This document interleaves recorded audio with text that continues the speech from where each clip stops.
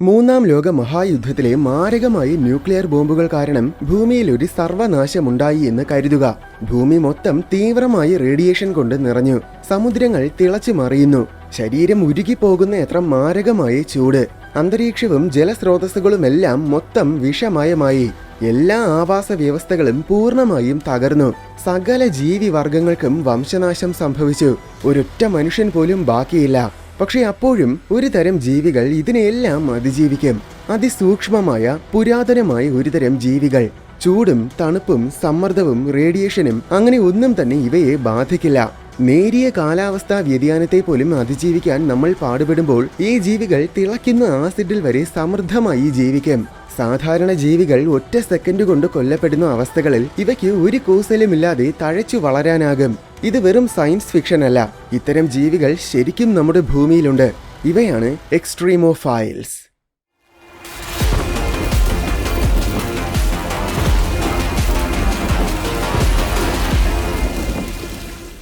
ഏറ്റവും തീവ്രമായ അവസ്ഥകളിൽ പോലും സമൃദ്ധമായി ജീവിക്കാനും റീപ്രൊഡ്യൂസ് ചെയ്യാനും കഴിയുന്ന ജീവികളെയാണ് നമ്മൾ എക്സ്ട്രീമോഫൈൽസ് എന്ന് വിളിക്കുന്നത്.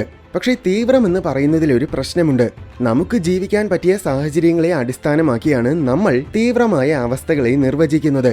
20 മുതൽ 25 ഡിഗ്രി സെൽഷ്യസ് വരെയുള്ള താപനിലയാണ് നമുക്ക് ആവശ്യം. നമുക്ക് ശ്വസിക്കാൻ ഓക്സിജൻ വേണം, കുടിക്കാൻ ശുദ്ധമായ വെള്ളം വേണം, മിതമായ അന്തരീക്ഷ സമ്മർദ്ദം വേണം, ന്യൂട്രലായ pH വേണം. ഈ പരിമിതികളൊക്കെയാണ് നമ്മുടെ നോർമൽ കണ്ടീഷൻസ്. ഈ പരിമിതികൾക്കപ്പുറം പോയാൽ നമ്മൾ മരിക്കും. പക്ഷേ എക്സ്ട്രീമോഫൈൽസ് ജീവിക്കുന്നത് ഈ പരിമിതികൾക്കും അപ്പുറമാണ്. ഇത്തരം ജീവികൾ ജീവിക്കുന്ന ചില അവസ്ഥകളിൽ ഒരുപക്ഷെ നമുക്ക് ഒരൊറ്റ സെക്കൻഡ് കൊണ്ട് തന്നെ മരണം വരെ സംഭവിക്കും. അത്രയും തീവ്രമായ അവസ്ഥകളിലാണ് ഇവ ജീവിക്കുന്നത്. എന്നാൽ ഇവിടെ നമ്മൾ വ്യക്തമായി മനസ്സിലാക്കേണ്ട ഒരു കാര്യമെന്നത് എക്സ്ട്രീമോഫൈൽസിന് ജീവിക്കാൻ ഇത്രയും തീവ്രമായ അവസ്ഥകൾ അനിവാര്യമാണ്. അതായത് ഇവ തീവ്രമായ അവസ്ഥകളിൽ ജീവിക്കുകയാണ് ചെയ്യുന്നത്, അല്ലാതെ അതിജീവിക്കുകയല്ല. നമുക്ക് തീവ്രമെന്ന് തോന്നുന്ന അവസ്ഥകൾ യഥാർത്ഥത്തിൽ അവയ്ക്ക് നോർമൽ കണ്ടീഷൻസ് ആണ്. അതിനാൽ ചില എക്സ്ട്രീമോഫൈൽസിന് സാധാരണ നമുക്ക് പറ്റിയ കണ്ടീഷൻസ് നൽകിയാൽ ഒരുപക്ഷെ അവ മരിച്ചു പോകും. അങ്ങനെ നോക്കുമ്പോൾ യഥാർത്ഥത്തിൽ അവരുടെ കാഴ്ചപ്പാടിൽ നമ്മളാണ് എക്സ്ട്രീമോഫൈൽസ്. എക്സ്ട്രീമോഫൈൽസിനെ തേടിയുള്ള യാത്ര സമുദ്രത്തിന്റെ ഇരുട്ടു നിറഞ്ഞ അടിത്തട്ടിൽ നിന്നുമാണ് നമ്മൾ തുടങ്ങുന്നത്.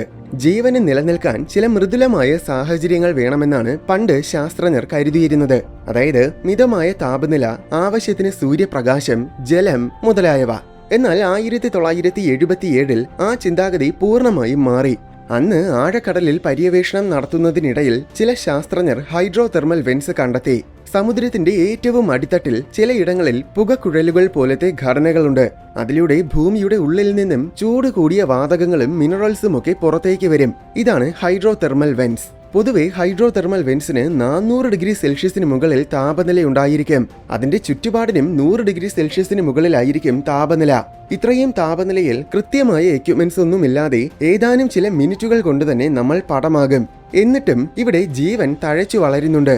പോംപൈ വേംസും ജൈന്റ് ട്യൂബ് വേംസുമാണ് ഇതിന്റെ ഉത്തമ ഉദാഹരണങ്ങൾ. ഇങ്ങനെ തീവ്രമായ താപനിലയിലും ജീവിക്കാൻ കഴിയുന്നവയെ തെർമോഫൈൽസ് എന്നാണ് വിളിക്കുന്നത്. ഇത്തരം ജീവികളുടെ പ്രോട്ടീനുകൾ വ്യത്യസ്തമായി നിർമ്മിക്കപ്പെട്ടതാണ്. സാധാരണ ജീവികളുടെ പ്രോട്ടീനുകൾ കടുത്ത ചൂടിൽ ഉരുകുകയും ഉടയുകയും ചെയ്യും. എന്നാൽ തെർമോഫൈൽസിൻ്റെത് അങ്ങനെയല്ല. അവയുടെ എൻസൈമുകൾ ചൂടിനെ പ്രതിരോധിക്കും. അവയുടെ ശക്തമായ കോശഘടനകളും ചൂടിനെ പ്രതിരോധിക്കാൻ പറ്റുന്ന രീതിയിലാണ് രൂപം കൊണ്ടിരിക്കുന്നത്. ഇതിൽ ചിലത് 100 ഡിഗ്രി സെൽഷ്യസിന് മുകളിലുള്ള താപനിലയിലാണ് കൂടുതൽ മികച്ച രീതിയിൽ വളരുന്നത്. അതൊന്ന് ആലോചിച്ച് നോക്കൂ. തിളയ്ക്കുന്ന ജലത്തിൽ നീന്തിക്കൊണ്ട് സുഖമായി ജീവിക്കുന്നു. ഹൈഡ്രോതെർമൽ വെന്റ്സിന്റെ കണ്ടെത്തലിന് മുന്നേ സൂര്യപ്രകാശമില്ലാതെ ജീവൻ നിലനിൽക്കില്ല എന്നാണ് കരുതിയിരുന്നത്.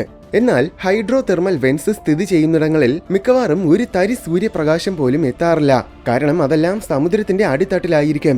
സൂര്യപ്രകാശത്തിന് പകരം ഇവിടെയുള്ള ജീവികളെല്ലാം ഊർജം കണ്ടെത്തുന്നത് കീമോസിന്തസിസിലൂടെയാണ്. അതായത് ഇവിടെ ലഭ്യമായ കെമിക്കൽസിനെയാണ് അവ ആഹാരമാക്കുന്നത്. ഇനി സമുദ്രത്തിന്റെ കൂടുതൽ ആഴത്തിലോട്ട് പോകണം. മരിയാന ട്രെഞ്ചാണ് ഭൂമിയുടെ ഉപരിതലത്തിലെ ഏറ്റവും ആഴമേറിയ പോയിന്റ്. മരിയാന ട്രെഞ്ചിന്റെ ഏറ്റവും അടിത്തട്ട് ഉപരിതലത്തിൽ നിന്നും ഏകദേശം 36,000 അടി ആഴത്തിലാണ്. ഉപരിതലത്തിൽ അനുഭവപ്പെടുന്നതിന്റെ 1000 മടങ്ങ് സമ്മർദ്ദമാണ് ഇവിടെ അനുഭവപ്പെടുന്നത്. താരതമ്യേന പറഞ്ഞാൽ പൂർണ്ണ വളർച്ചയെത്തിയ 100 ആനകൾ നമ്മുടെ തലയ്ക്ക് മുകളിൽ കയറി നിൽക്കുന്നതിന്റെ അത്രയും സമ്മർദ്ദം. ഇത്രയും തീവ്രമായ സമ്മർദ്ദത്തിൽ ഒരു സെക്കൻഡ് പോലും നമുക്ക് അതിജീവിക്കാനാകില്ല. എന്നാൽ ഇവിടെയും സമൃദ്ധമായി ജീവിക്കുന്ന ചില സൂക്ഷ്മ ജീവികളുണ്ട്. ഇങ്ങനെ തീവ്രമായ സമ്മർദ്ദത്തിൽ ജീവിക്കുന്നവയെ പൈസോഫൈൽസ് എന്നാണ് വിളിക്കുന്നത്. ഹാലോമോണാസ് സലേരിയ, ഷെവാനെല്ല ബെന്തിക്ക, കോൾവെല്യ, മോർട്ടല എന്നിവയാണ് ഇതിന്റെ പ്രധാന ഉദാഹരണങ്ങൾ. സൂക്ഷ്മജീവികൾക്ക് പുറമെ പൈസോഫൈൽസായ നിരവധി വലിയ ജീവികളുമുണ്ട്. സ്നെയിൽ ഫിഷ് പോലെയുള്ള ചില മീൻ വർഗ്ഗങ്ങൾ, ചില ജെല്ലി ഫിഷുകൾ, deep sea amphipods, deep sea giant isopods എന്നിവയൊക്കെയാണ് ഇതിന്റെ പ്രധാന ഉദാഹരണങ്ങൾ. ഇത്തരം ജീവികളുടെ കോശസ്തരങ്ങൾ സമ്മർദ്ദത്തിൽ തകരില്ല. ഇവയുടെ മൊത്തം ശരീരഘടനയും എക്സ്ട്രീം സമ്മർദ്ദം താങ്ങാൻ കഴിയുന്ന രീതിയിലാണ് പരിണമിച്ചിരിക്കുന്നത്. ഇതിൽ ചില ജീവികളെയാണെങ്കിൽ ആഴക്കടലിൽ നിന്നും മുകളിലേക്ക് കൊണ്ടുവന്നാൽ സമ്മർദ്ദത്തിന്റെ കുറവ് കാരണം ഉടൻ തന്നെ അവ മരിച്ചു പോകും. അടുത്ത തരം എക്സ്ട്രീമോഫൈൽസിനെ കാണാൻ സമുദ്രത്തിൽ നിന്നും തടാകങ്ങളിലേക്ക് പോകണം. pH ലെവൽ ഏകദേശം 0 ചില തടാകങ്ങളുണ്ട്. എന്നുവെച്ചാൽ ഈ തടാകങ്ങളിലെ ജലം യഥാർത്ഥത്തിൽ ഏതാണ്ട് ശുദ്ധമായ ആസിഡാണ്. ഇന്തോനേഷ്യയിലെ കവായിജൻ എന്നൊരു തടാകത്തിനെയാണ് ലോകത്തിലെ ഏറ്റവും അസിഡിറ്റി കൂടിയ തടാകമായി പരിഗണിക്കുന്നത്. ഈ തടാകത്തിന്റെ pH വാല്യൂ ചിലപ്പോൾ 0.1 വരെ എത്താറുണ്ട്. ഈ തടാകം നിറയെ വൻതോതിൽ സൾഫ്യൂരിക് ആസിഡും ഹൈഡ്രോക്ലോറിക് ആസിഡുമുണ്ട്. ആക്റ്റീവായ അഗ്നിപർവ്വതത്തിന്റെ ക്രേറ്ററിലാണ് ഈ തടാകം സ്ഥിതി ചെയ്യുന്നത്. ഈ വോൾക്കാനോയിൽ നിന്നുമാണ് അസിഡിറ്റിക്ക് ആവശ്യമായ വാതകങ്ങളും പദാർത്ഥങ്ങളും ഒക്കെ തടാകത്തിന് കിട്ടുന്നത്. തടാകത്തിലെ ആസിഡ് ജലത്തിന് ലോഹങ്ങളെ പോലും ഉരുക്കി കളയാനുള്ള ശക്തിയുണ്ട്. ഈ വെള്ളം നമ്മുടെ ദേഹത്ത് വീണാൽ തീവ്രമായ 3rd ഡിഗ്രി കെമിക്കൽ ബേൺസ് തരും. നമ്മൾ ഈ തടാകത്തിൽ വീണുപോയാൽ 1/2 മിനിറ്റിനുള്ളിൽ തന്നെ ജീവൻ നഷ്ടമാകും. ഏതാനും ചില ആഴ്ചകൾക്കുള്ളിൽ ശരീരം പൂർണ്ണമായും ദ്രവിച്ചു പോവുകയും ചെയ്യും. എന്നാൽ ഇത്രയും തീവ്രമായ ആസിഡ് തടാകത്തിൽ പോലും ജീവൻ സമൃദ്ധമായി ജീവിക്കുന്നത് കാണാം. ഇത്തരം ജീവികളാണ് ആസിഡോഫൈൽസ്. ആസിഡിന് പകരം ചില തടാകങ്ങൾ ആൽക്കലൈൻ ആയിരിക്കും. ഉദാഹരണത്തിന് കെന്യയിലെ മഗതി ലേക്ക്. ഈ ലേക്കിന്റെ pH വാല്യൂ പലപ്പോഴും 12 മുകളിൽ എത്താറുണ്ട്. ആസിഡ് തടാകങ്ങളെ പോലെ തന്നെ വളരെ ഡേഞ്ചറസ് ആണ് ആൽക്കലൈൻ ലേക്സ്. പക്ഷേ ഈ തടാകങ്ങളിലും ജീവനുണ്ട്. ആൽക്കലൈ ഫൈൽസ് എന്നാണ് ഇത്തരം ജീവികളെ പറയുന്നത്. ആൽക്കലൈൻ ലേക്സിൽ സൂക്ഷ്മജീവികൾക്ക് പുറമെ മീൻ വർഗ്ഗങ്ങൾ, ഇൻവെർട്ടിബ്രേറ്റ്സ്, ചെറിയ പ്രാണി വർഗ്ഗങ്ങൾ, സസ്യജാലങ്ങൾ, പക്ഷികൾ എന്നിങ്ങനെ നിരവധി വർഗ്ഗങ്ങൾക്ക് ജീവിക്കാനാകും. ഇനി ഹാലോഫൈൽസ് എന്ന മറ്റൊരു തരം ജീവികളുണ്ട്. ഇവയ്ക്ക് തീവ്രമായ ഉപ്പ് ജലത്തിൽ ജീവിക്കാനാകും.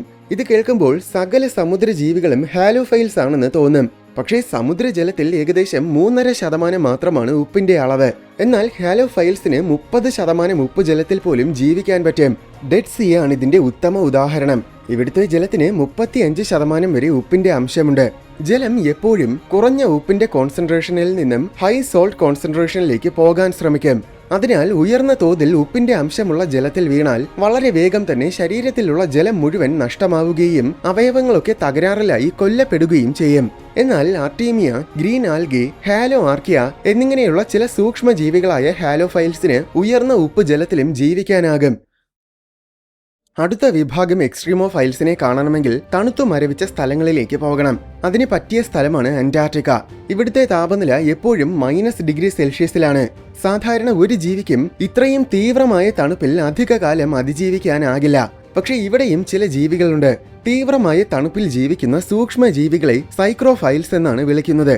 സ്നോ ആൽഗെ, മൊറാക്സെല്ല, സൈക്രോബാക്ടർ, ഫ്ലാവോബാക്ടീരിയം, പൊളാരോമോണാസ് എന്നിവയാണ് ഇതിന്റെ ചില ഉദാഹരണങ്ങൾ. സൂക്ഷ്മജീവികൾക്ക് പുറമെ ചില വലിയ ജീവികൾക്കും തീവ്രമായ തണുപ്പിൽ ജീവിക്കാനാകും. ഇത്തരം ജീവികളെ ക്രയോഫൈൽസ് എന്നാണ് വിളിക്കുന്നത്. Antarctic krill, ice fish, Antarctic midges എന്നിവയൊക്കെയാണ് ഇതിന്റെ പ്രധാന ഉദാഹരണങ്ങൾ. അന്റാർട്ടിക് മിഡ്ജ് ആണ് അന്റാർട്ടിക്കയിലെ കരയിൽ ജീവിക്കുന്ന ഏറ്റവും വലിയ ജീവികൾ. 2 മുതൽ 6 മില്ലിമീറ്റേഴ്സോളമാണ് ഇവയുടെ വലിപ്പം. ഇത്തരം ജീവികൾ ശരീരത്തിൽ ആന്റി ഫ്രീസ് പ്രോട്ടീൻസ് ഉണ്ടാക്കും. അത് കാരണം അവയുടെ ശരീരം തണുത്തു മരവിക്കില്ല. ഇതിനു പുറമെ ഒരുപാട് ജീവികൾക്ക് പല വിധത്തിലുമുള്ള ഡോർമൻസിയിലൂടെ തണുപ്പിനെ അതിജീവിക്കാനാകും. ഉദാഹരണത്തിന് നോർത്ത് അമേരിക്കൻ വുഡ് ഫ്രോഗ്. ഇത് ശീതകാലമാകുമ്പോൾ ശരീരത്തിനെ മൊത്തം ഫ്രീസ് ആക്കി വെക്കും. ശീതകാലം അത്രയും ഇങ്ങനെ തണുത്തുറഞ്ഞ് സ്റ്റാച്യു പോലെ ഒരിടത്ത് അനങ്ങാതിരിക്കും. ഇതുപോലത്തെ അവസ്ഥയാണ് ഡോർമൻസി. ശീതകാലം കഴിയുമ്പോൾ മാത്രമേ ഇത് ശരീരത്തിനെ പഴയതുപോലെ ആക്കുകയുള്ളൂ. ഇതുപോലെ ഡോർമൻസിയിലാകുന്ന ഒരുപാട് തരം ജീവികളുണ്ട്. ചിലതിന് എത്ര കാലം വേണമെങ്കിലും ഇങ്ങനെ ഡോർമൻസിയിലായിരിക്കാനാകും. പക്ഷെ ഇവയെ ക്രയോഫൈൽ ഇനത്തിൽ കൂട്ടിയിട്ടില്ല. കാരണം ഇവയൊക്കെ തീവ്രമായ തണുപ്പിനെ അതിജീവിക്കുകയാണ് ചെയ്യുന്നത്. അല്ലാതെ ശരിക്കുമുള്ള എക്സ്ട്രീമോഫൈൽസിനെ പോലെ സമൃദ്ധമായി ജീവിക്കുകയല്ല. എന്നിരുന്നാലും ഇൻഫോമിലെ പൊതുവെ ഇവയെയും എക്സ്ട്രീമോഫൈൽസ് എന്നാണ് നമ്മൾ വിളിക്കുന്നത്. ഇതുപോലെ തന്നെയാണ് ടാർഡിഗ്രീഡ്സും. ഇവ യഥാർത്ഥത്തിൽ എക്സ്ട്രീമോഫൈൽസ് അല്ല. കാരണം ഒരു പ്രത്യേക തരത്തിലുള്ള ഡോർമൻസിയിലേക്ക് പോകുന്നത് കാരണമാണ് ഇവ തീവ്രമായ അവസ്ഥകളിൽ അതിജീവിക്കുന്നത്. ഇങ്ങനെ തീവ്രമായ അവസ്ഥകളിൽ അതിജീവിക്കാൻ കഴിയുന്നവയെ ശരിക്കും എക്സ്ട്രീമോ ടോളറന്റ് ജീവികളെന്നാണ് വിളിക്കുന്നത്. അത്യധികം മാരകമായ ഒന്നാണ് റേഡിയേഷൻ. DNA-യെയും കോശങ്ങളെയും ഒക്കെ പൂർണ്ണമായും നശിപ്പിച്ച് കളയാൻ റേഡിയേഷന് സാധിക്കും. ഒരു മനുഷ്യന് സാധാരണഗതിയിൽ പരമാവധി 2 GY റേഡിയേഷൻ വരെ മാത്രമേ അതിജീവിക്കാനാകൂ. എങ്കിലും 1 GY റേഡിയേഷൻ തന്നെ പല വിധത്തിലുമുള്ള റേഡിയേഷൻ സിക്നസും ഉണ്ടാക്കാനുള്ള സാധ്യതയുണ്ട്. എന്നാൽ ചില ജീവികൾക്ക് തീവ്രമായ റേഡിയേഷനിൽ ജീവിക്കാനാകും. ഇത്തരം ജീവികളെ റേഡിയോ ഫൈൽസ് എന്നാണ് വിളിക്കുന്നത്. സസ്യജാലങ്ങൾ, പ്രാണികൾ, പുഴുക്കൾ, തേളുകൾ എന്നിങ്ങനെ ഒരുപാട് ജീവികൾക്ക് മാരകമായ റേഡിയേഷനെ അതിജീവിക്കാനാകും. ഉദാഹരണത്തിന് ഫ്രൂട്ട് ഫ്ലൈസ്, ഇവയ്ക്ക് 200 GY വരെ താങ്ങാനാകും. എന്നാൽ ഈ കൂട്ടത്തിലും രാജാക്കന്മാര് സൂക്ഷ്മജീവികളാണ്. തെർമോകോക്കസ് ഗാമ ടോളറൻസിന് 30,000 GY പോലും താങ്ങാനുള്ള ശേഷിയുണ്ട്. ഇത്രയും തീവ്രമായ റേഡിയേഷൻ നമുക്ക് കിട്ടിയാൽ ഇൻസ്റ്റന്റ് ആയിട്ട് അതിഭയാനകമായ സീഷ്യസ് ഉണ്ടാകും. സെക്കൻഡുകൾക്കുള്ളിൽ ബ്ലഡ് പ്രഷർ മാരകമായി കുറയും. ശരീരം മുഴുവൻ പൊള്ളലുകൾ ഏൽക്കും. മിനിറ്റുകൾക്കുള്ളിൽ കോമയിലാകും. മണിക്കൂറുകൾക്കുള്ളിൽ മരിക്കുകയും ചെയ്യും. എന്നാൽ റേഡിയോ ഫൈൽസിന്റെ ശരീരം അതിവേഗത്തിൽ വളരെ എഫിഷ്യന്റായി DNA റിപ്പയർ ചെയ്യും. അതുകൊണ്ടാണ് ഇവയ്ക്ക് റേഡിയേഷൻ ഒരു പ്രശ്നമല്ലാത്തത്. ഡൈനോകോക്കസ് റേഡിയോ ഡ്യൂറൻസ് പോലെയുള്ള ചില റേഡിയോ ഫൈൽസിന് ബഹിരാകാശത്തിൽ പോലും ജീവിക്കാൻ പറ്റും. പണ്ട് അന്യഗ്രഹ ജീവികൾ ഉണ്ടായിരിക്കാമെന്ന് സംശയിച്ചിരുന്നത് ഭൂമിക്ക് സമാനമായ അവസ്ഥകളുള്ള ഗ്രഹങ്ങളിൽ മാത്രമാണ്. ഭൂമിയെപ്പോലെയുള്ള ടെറസ്ട്രിയൽ ഗ്രഹങ്ങൾ, ഭൂമിക്ക് സമാനമായ വലിപ്പമുള്ള ഗ്രഹങ്ങൾ, സമാനമായ താപനില, അന്തരീക്ഷം, നക്ഷത്രം എന്നിങ്ങനെ എല്ലാം ഭൂമിയുമായി സമാനതകളുള്ള ഗ്രഹങ്ങളിൽ മാത്രമേ പണ്ട് ഏലിയൻസിനെ തേടിയിരുന്നുള്ളൂ. എന്നാൽ എക്സ്ട്രീമോഫൈൽസ് ആ ചിന്താഗതി പൂർണ്ണമായും മാറ്റി. ശരിക്കും പ്രപഞ്ചത്തിൽ എവിടെ വേണമെങ്കിലും ജീവൻ ഉണ്ടായിരിക്കാൻ സാധ്യതയുണ്ടെന്ന് ബോധ്യമായത് എക്സ്ട്രീമോഫൈൽസ് കാരണമാണ്.